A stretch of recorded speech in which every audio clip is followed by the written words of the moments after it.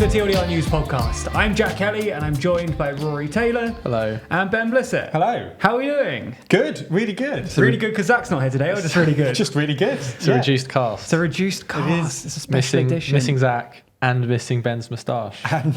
And missing my moustache. Yeah. Do you reckon my takes are going to be so much less sophisticated? Yeah. I think so, the audio viewers will be able to tell, I think. Even though they can't see it, they'll doesn't have to vibe get it. filtered through. I think I'm going through the decades. I think my moustache was my 50s era, and now we're sort of into the 60s. So At some point you'll get long hair. All my opinions As in line up with the 1960s, decades. not... Yes. Okay. Yeah, I thought you were aging into your 60s. No, I meant the decade. So I think all my opinions are going to be on we should legalise LSD and shit like that. Wow. Yeah. You're still going to have your hair grown out by next week? Yeah, okay. yeah, Love exactly. I'm going to go to loads of festivals over the weekend. It's going to be great. Oh, well, I look forward to next week to find out more about 70s? that. Well, 70s. next week, 70s. Wow, we're going that quick. I'm worried about the week. 80s. You're going to go full Thatcherite. You're going to go neoliberal. Yeah. I'm looking forward to when we get in the future too. That'll be insightful. That'll be fun. Anyway, in today's episode, we're going to be discussing the upcoming London mayoral election. We're going to be talking about the odds of Sadiq Khan's victory following some new polling which suggests he's nowhere near as far ahead as he once was, as well as the potential that Jeremy Corbyn could run as an independent and potentially sneak some more votes off him. Before we get to that, though, both of you have an underreported story of the week. Rory, let's start with your one. Okay, so mine, it's actually been very well reported on the TLDR network. So we've made a short about it, and it was in the Daily Briefing on Tuesday. Okay, but in case you missed I haven't seen it that many other places. So Norway held local elections on Monday, which, if you're outside of Norway, that's not a very interesting story. Yeah. The interesting thing is that the Norwegian Labour Party came second, and that is the first time since 1924 that the Norwegian Labour Party has lost a nationwide election. Wow. So they have won... Nearly 100 years. Yeah, for a century, they have won every single national election and also local elections on a nationwide result scale. And when I say they've won all of those, they've placed first. They haven't always had a majority. They haven't always been in government. They've had a plurality. But yeah, they've always been the first place party, which I just think is wild. And now that streak has been broken by the Conservatives in Norway. They've got an actual parliamentary election in 2025, I think. Okay, so there's a bit of time.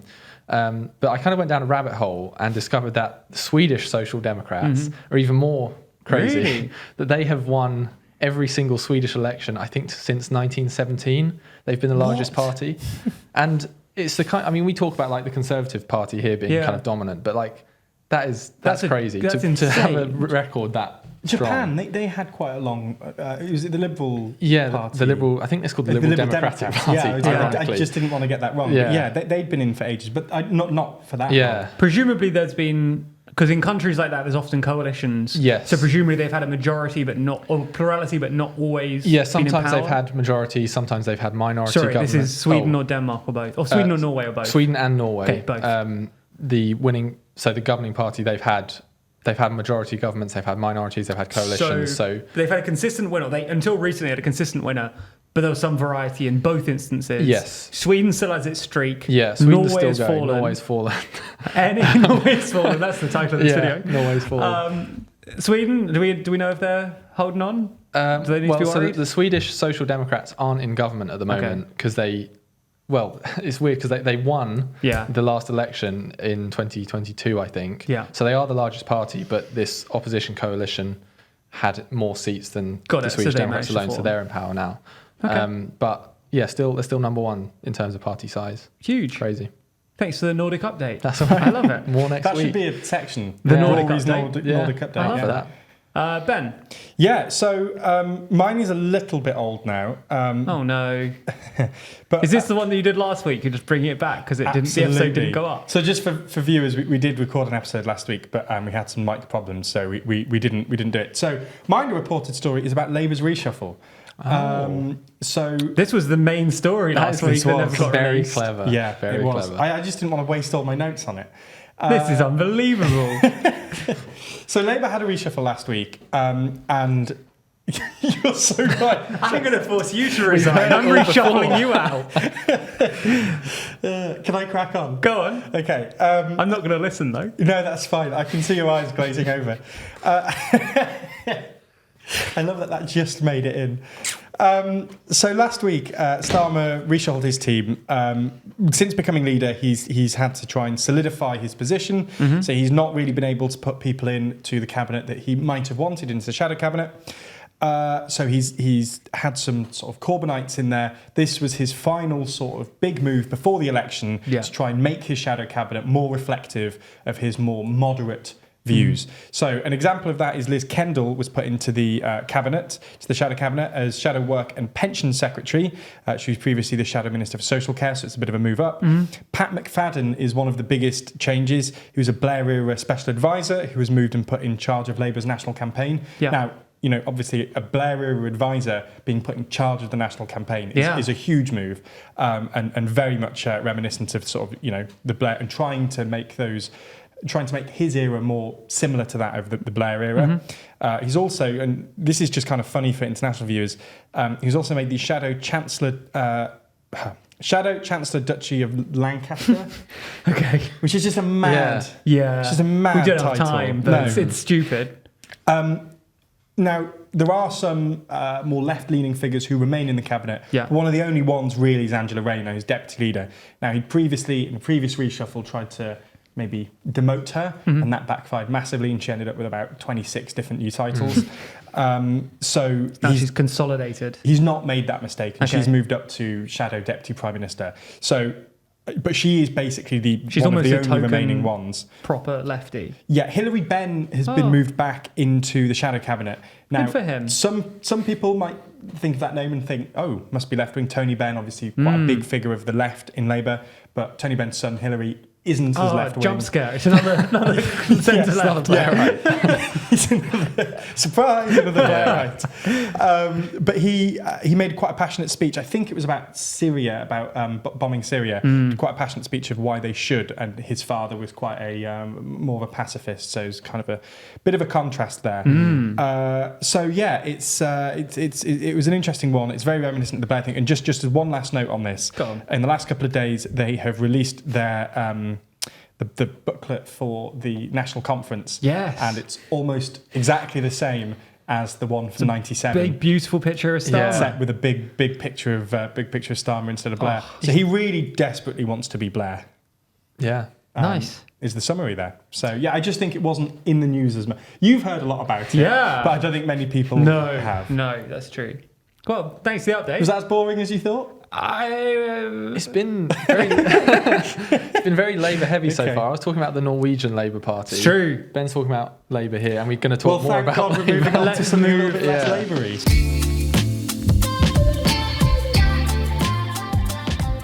Let's move to London, where one party dominate yet again. Labour. So next year we're heading into obviously a potential national, well, almost certain general election. But we've also got an election here in London for the London mayor, currently Sadiq Khan, previously Boris Johnson. So influential role. I think obviously the biggest city in the UK by some margin. I mean, like 10 times bigger. Some would say 10 times better. I'm not saying it, but some people. Take that out of context if you want. Bubble, my God. I don't know. I've been to some cities. Anyway, though, the London mayor is obviously a really important figure in London and kind of nationally. Sadiq Khan is a nationally known political figure. Boris Johnson obviously ended up becoming prime minister, not just because he was London mayor, but it did help escalate his profile. And I don't know, if Sadiq left, I don't know, he's doing something, right? He's not disappearing into the background. Probably not. Saying future prime minister? I'm saying future prime minister. That's my prediction. Okay. Zach's not making a prediction this week. I am. Sadiq, 2030? It's got to be quite far away. 35? 2035, Sadiq Khan. Wow. Anyway, my point is, the London mayoral election... Where are you getting the extra year from?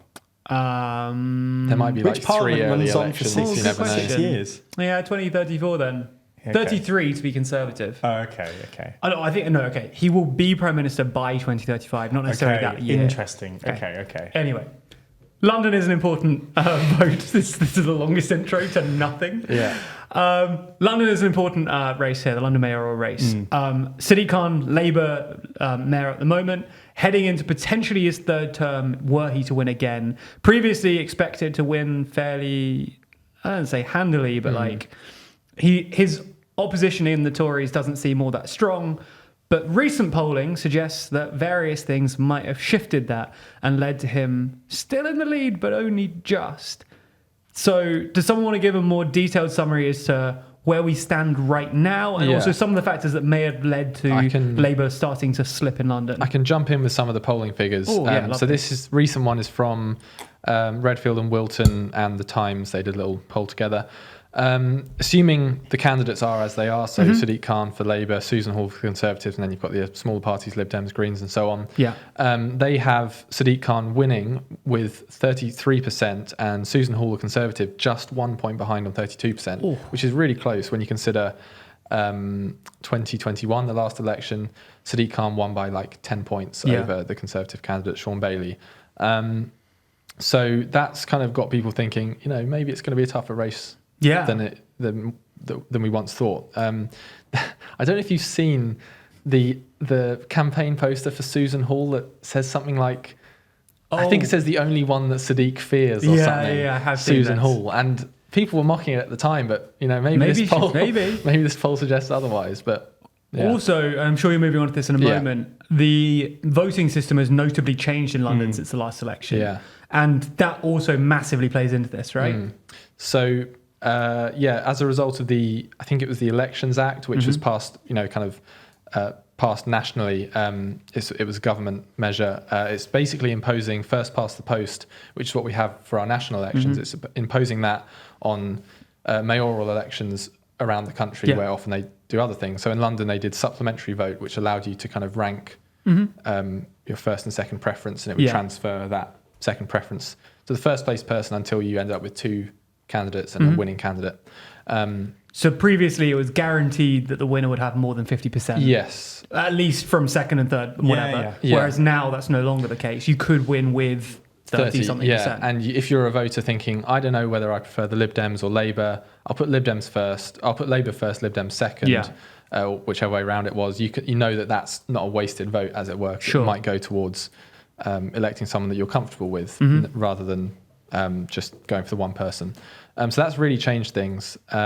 Because presumably we've listed Labour and Tories both mid-30s. Yeah. When you jump down to the smaller parties, presumably they are also parties which align more strongly with Labour. Yeah, so you've got the Lib Dems in this polling in third place on 16%, and then the Greens down on 9%.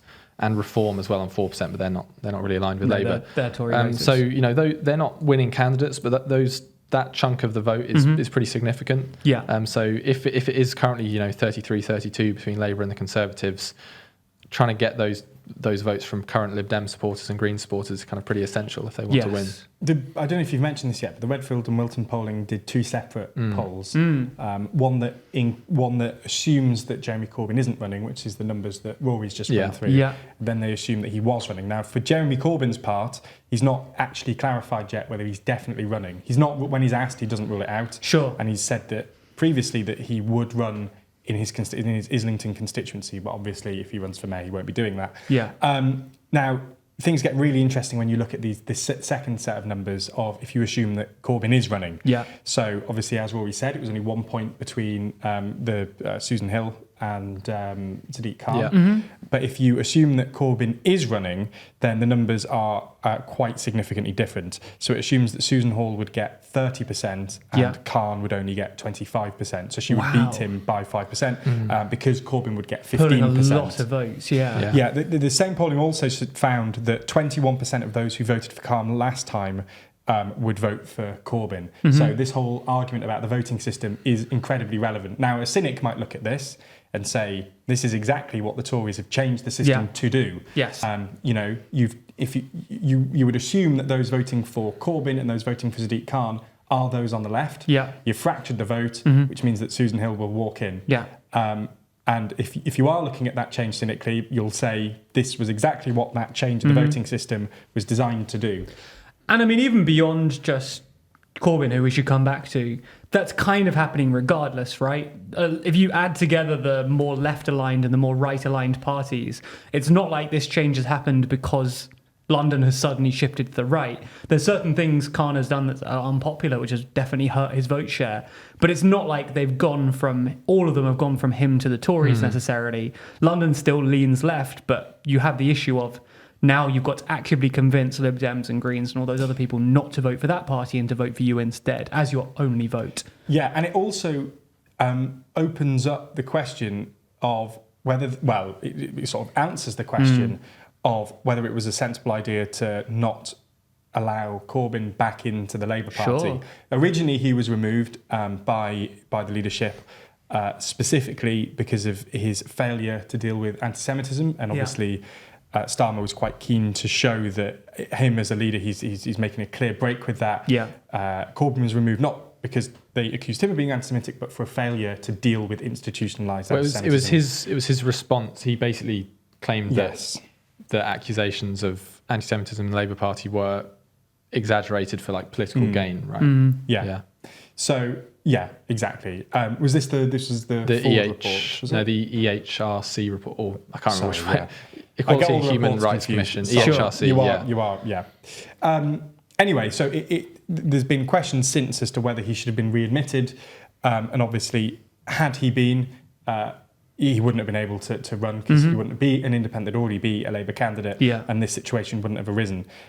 So I suppose you can make the argument that sort of helped Starmer in the earlier days of trying to make clear that break from anti-Semitism accusations.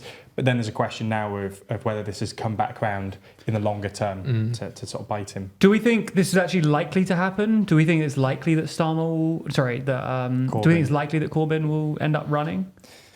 It's a great question. Thank you. I don't know. I don't think he will. I think there's a part of him that he's represented Islington for a very long time. He's been on the left of the Labour Party and has voted against the party quite significantly. Sure. I think he might be frustrated with the leadership, and there might be questions now as to whether he's doing this to sort of get back at them. But I think ultimately he's going to come to the decision that he's represented Islington for a while. He's got a good chance of winning that seat again in the next general election. And there's no chance that he's going to become mayor. So if he leaves, he's left his constituency that he's served for years, and he doesn't become mayor, and that's effectively his political retirement. And his political career will end just trying to be resentful towards the party that he has worked for his whole life. Sure. So I don't think that that's how he's going to bow out of politics. Rory? Yeah, I'm going to be boring and agree. I think there's no chance that he runs for London mayor, basically, because like if he wants to continue in politics, he can run in his constituency, and I think that's what he will do, and I think he has a good chance of winning. Running for London mayor is, it's a whole different thing. He's got to build bridges outside of his constituency, whereas he's clearly popular in his constituency. Even the local Labour Party in his constituency kind of have stated their opposition to what the Labour leadership has kind of done. So I think he has a perfectly good chance of winning in Islington North, whereas London, as the polling suggests, a much lower chance. And I don't know, there's no real reason. I guess the fact that he has not ruled it out is kind of why people think it might happen, but he hasn't really. I haven't at least seen him kind of encouraging these rumours, I suppose. I guess he's just leaving his options open until as late as possible. So if we rule out that second batch of polling around Jeremy Corbyn, very interesting conversation. If he does run, that will completely change things and potentially tank Khan's campaign. If we rule that out, we're still left with another data set, the one of parties we know are going to be running where Khan is still barely ahead, which, as we said, is a major shift from not only last time, but also relatively recent polling. Is that just because of the ultra-low emission zone kind of controversy that we've discussed recently? The ULEZ zone that's kind of arguably lost Labour a seat in London as well. Is that what this is about, do you think? Or is there a broader reason that the electorate are getting tired of Khan as mayor? I think a lot of it is to do with ULEZ. I think that there will be individual voters who will be frustrated with his attitude to crime, to all sorts of different sort of issues that affect the city. Yeah. But I think that if you were already frustrated with things like that, this is the thing that might have pushed you over the edge. And I think that this has become almost a national conversation about the ultra-low emission zone. It's become a big conversation topic. It's become a thorn in the side of Labour as a national party. As you've already pointed out, there's an argument that they've already lost a seat in London as a result of it. Sure. I think that it is such a huge topic. So you might have been already frustrated with him as mayor, but I think this is the thing that pushes you over the edge. Yeah, I wonder if there's maybe a factor of the fact he's been in for 2 terms already. Yeah. Maybe there's some kind of fatigue. But I think on the ULEZ thing, by the time you get to the next election, I think that will have kind of filtered out of the debate, because now it has actually passed. I think there's a lot of people who didn't like it, but maybe didn't fully understand how it would kind of be enforced and how it would work. That maybe by May next year they realise actually it's not too bad. Yeah. I think that will probably happen and give them a bit of a boost. So I think this polling probably reflects where we are right now, but not where we will be. I think it's worth remembering as well is that this ultra low emission zone, it's an expansion of the zone. The zone has been introduced before, and it was introduced by Khan. Yeah. And all these arguments about the zone expanding were all true when the zone was first introduced. And, you know, that didn't affect Khan's re-election. Yeah. He was still re-elected mayor. So I sort of agree with Rory that this is an issue at the moment.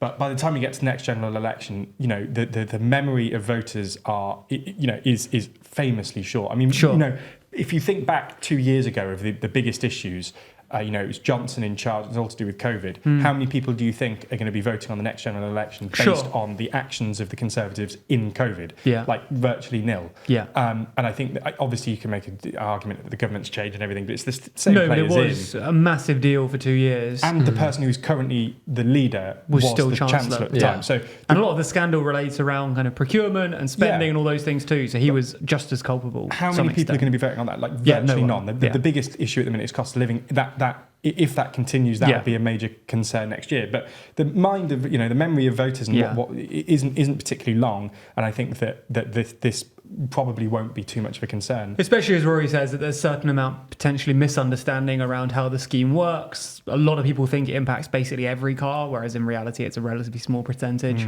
There's certainly people that will be affected, and there's a conversation around that, especially kind of businesses and lower income people. But I think a lot of people think that it's going to hurt them or impact them. Will quickly find, oh no, maybe not. So we'll see. It's worth pointing out there's a scrappage scheme as well. Yes. There are arguments about how generous that is, but it's just a thing worth pointing out. I think one thing that's interesting is whether voters in London will really, right until they get to the point where they're filling in their ballot, will they know, or will a big enough proportion know that they're only voting for one person rather than the supplementary vote? Because obviously tactical voting is a big thing. We've seen it in by-elections and recent elections. Yeah. Will the 16... it's probably unfair to lump the Liberal Democrats and Labour in, just in one big pot, but like they are... It's almost the anti-conservative side, I suppose. But will that 16% that's saying they'll vote Lib Dems in the current poll, will they think, actually... Now the system's changed, I'll vote. How many of them are thinking, but my second vote will be Labour? Yeah. And then when they find out they only get one, they think, oh, but I'd rather it wasn't Susan. I think another thing just on this as well that's going to be interesting to see is that in the last mayoral election, which was supplementary votes, so a proportional representation system, in which candidates are eliminated one by one until someone gets over 50%, so it's a realignment. The turnout was only 42.2%. So interestingly, that's exactly the same number as turned out in the AV referendum, so 42.2%, which is very low. That's like council election level low. So general elections are usually high 60s. The EU referendum was 72 point something. So that was, that was like a high. But usually it's about 67, 68, 69%, that kind of region. 42% is low. Yeah. So it'll be interesting to see whether next time, because the argument obviously for first past the post is it's a lot simpler to understand. You cross a thing, done. Yeah. Whereas with supplementary vote, you have to number which is your favourite, candidates and everything, which is a little bit more confusing. So if the Tories are to be believed that the reason that we're moving back to first past the post is because it's more understandable for the electorate and everything, you would expect turnout to go up again. Yeah. So I think one thing that I do want to keep an eye out next time is whether the turnout does actually improve. Because to be quite frank, that is a very low figure. Yeah. Okay. There is the chance... Sorry, one final point. There is a chance that the general election will be on or around the same day, which could boost turnout quite a lot, I suppose. That would kind of... That breaks anything. We can no longer theorise if that happens.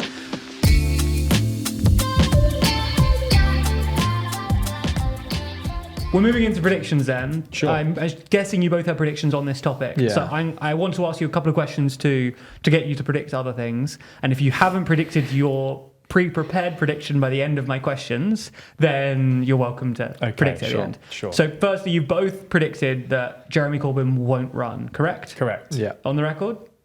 On the record. On the record. Correct. Okay, amazing. Won't run for London Mayor. Won't run for London Mayor. Turnout, will it increase? Let's say we'll allow a margin for error of like, if it's within like 5% of previous, then we'll say no substantial change. Do you think it will increase more than 5%? Yes. I wish I knew the figures for before the one before the last election, because last time was kind of a COVID election in 2021. Okay. So there could be a bounce. Afterwards, we'll do the maths of the last three, the average of that. Will it have increased because of this new system by more than 5%? I'm still saying yes. I think it will increase, but I don't think the voting system will be the thing that impacts that. But you're saying by more than 5%? Yes? Yeah, sure. Okay, great. Yeah, why not? And then finally, the current polling is suggesting Khan has 33%. Correct? Yeah. And previously he got 40% of the first round votes. Yeah. What do you think his percentage will be this time? Oh, it's a good question. So just for some context, I think Rory actually said earlier, I do want to just fact check him slightly, saying that he was 10 points, I think he was only 5 points ahead. No, he was 55 to 44 in the second round. Was that not? Oh, I might have got the first round. Oh, sorry. Well, we're talking at cross purposes. Yeah. There. Okay. Both correct. Apologies. Yeah. Both correct. Exactly. So you're asking what his exact number He was 40 number last time. yes. Current polling says 33. Where will it land? 37. I was going to say 36. Okay. It's my first prediction. Yeah, big one. Great question. I'm going to go low. I'm going to go 35. Okay. But we all think that means he's going to win, right? No one thinks just. I think we all think we're just. Yeah. Just be clear, we are so far out. Oh, yeah. I'll let you predict again closer at the time. Okay. Yeah, I'll say 37. 37? If it turns out he got 35 and if I put actual money on a betting company on this, I would have won loads of money. I'm going to be sad. Do you each have another additional prediction on top of my probing predictions? My prediction on Jeremy Corbyn specifically, I think he will run in Islington North as an independent, and I think he will win that seat. I agree with that prediction. My prediction was just that Sadiq Khan was going to win. Oh, okay. So, sorry, I've already predicted mine. Okay. Yeah.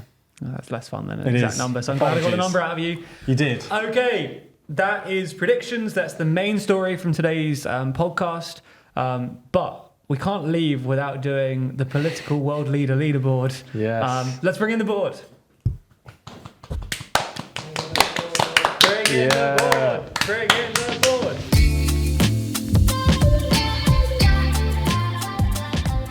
Okay, this is the political world leader leaderboard. It is. For audio listeners, this is always difficult. Apologies. We have a board and it has world leaders on, and they're ranked as to whether they're doing well, in which case they're on the top half of the board, or doing badly, in which case they're on the bottom half of the board.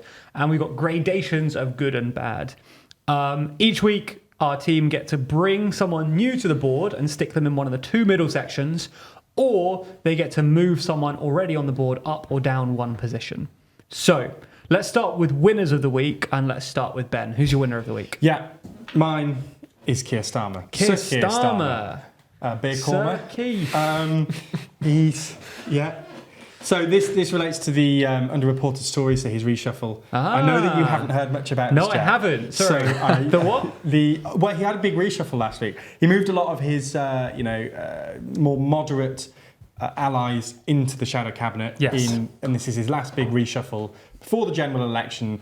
It hasn't been in the news too much, which if it was to be, that would probably be bad news for him. It would be left-wing people kicking off effectively. Yeah. So the fact that it's gone slightly underreported is actually good news for him. Yeah. And he's got a lot of his allies in the shadow cabinet. In the shabinet. We should be calling it the shabinet. Without people being honest. Can I just say, shadow cabinet is one of the coolest phrases in politics, and you just demolishing that and calling it shabinet is I think the best is disgusting. Shadow Chancellor of the Exchequer. So Shadow good. Chancellor is like a Star Wars that's character. so I think. good. Shadow Chief Whip is That's pretty good too. pretty good. Rory, who's your winner of the week? Just check my winner of the week is Kim Jong-un. Yay! Let's pop him up. So he Can I is. just say, What a rogues little list here. It's unbelievable. He's in the good fact that he's company. above Prince William is mad. in good company with Poots and him together. Yeah. Presumably that's what your story is. Yeah. So this week, today, as we're filming it, Kim Jong Un is on his way to meet with Vladimir Putin in Russia, and basically Putin is kind of begging for. Sorry, I'm just thinking the contrast of you calling him Vladimir Putin and me casually calling him Poots. Sorry. Yeah, so basically Putin is kind of begging for weapons and assistance for the war in Ukraine. That's good news for Kim Jong Un, leader of North Korea, which is in quite a lot of need for like resources, food, all that type of thing. So he's got that leverage with Putin now. Yeah. He's also, China and Russia have traditionally been the not necessarily allies, but the warmest countries to North Korea. But a lot of things tend to happen in the background because even China and Russia in the past have acknowledged that actually sometimes some of the things North Korea does aren't great. Yeah. That seems to have changed with Putin, kind of publicly being friends with Kim Jong-un now. I think the Russian defense minister visited Pyongyang the other day or a few weeks ago. So in all, Kim Jong-un, there's an opportunity and he's taking it. Yeah. And that's kind of Good at for the expense him. of Putin, really.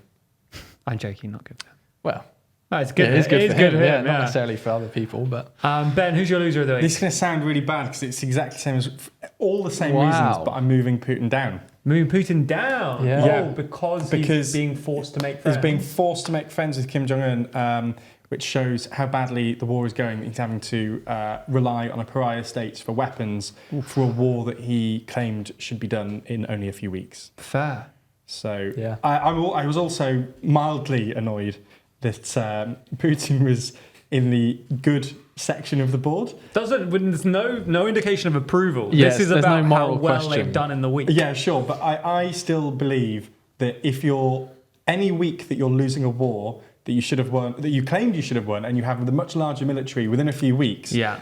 that should overshadow any minor advantage you have in that Okay. week. So I disagreed with the logic of him being there in the first place. I mean, in that case, the logic of the board doesn't work at all because True. Prince William, he's still the prince. yeah, He's had one but bad you're week and he pointing didn't out go to another thing football. that I also have a grudge with. Yeah, I mean, I think also long term it will shake out. Yeah. I think Sure, it's just a and case this of is the my- first this is my week. attempt at You're, shaking you're it out. redressing the balance. Yeah, I am. Are you redressing the balance with your one, or is it someone new from you? I've or got a for new your loser person of the for my week? loser of the week. Anthony Albanese, the Australian Prime Minister. It's just as bad as Putin. He's had just as bad a week as Putin, is my argument. Okay. Not true. So there's an upcoming constitutional referendum in Australia on something called the Indigenous Voice to Parliament. It's about establishing an advisory body to the Australian Parliament enshrined in the Constitution for Aboriginal Australians. It's been the kind of it's been championed by Australia's Labor government. It's one of Anthony Albanese's big projects. Yeah. Polling was looking good for them last year. Over time, it's kind of sunk quite far down to the point where it's now looking almost certain that the Yes campaign, which he's been leading, is not going to succeed. Yeah. Which is bad for him because he obviously wants it to succeed, and also it's bad because it's in a way his kind of legacy project, I suppose. Yeah. And if it fails, he's put a lot of political capital into it, and Yeah. bad news for him. Okay. Sadiq's done pretty well to stay where he is, Yeah. considering the whole episode was about him not doing great. yeah, Yeah. that's true. He's done actually. pretty well. Yeah, he has. I mean, Zach isn't here, so I feel like you should be able to move people if Ooh.